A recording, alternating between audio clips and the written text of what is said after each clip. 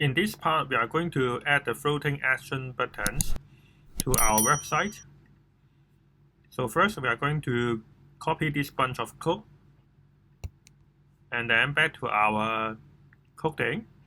And at the end of the body, we paste the floating action buttons.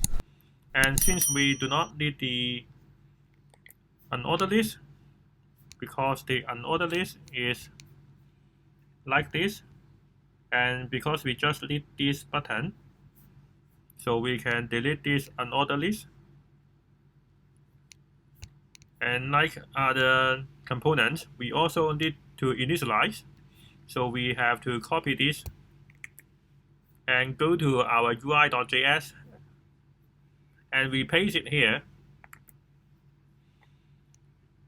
So we change the name to floating action buttons, and then we also change this to FAB, and we delete the options.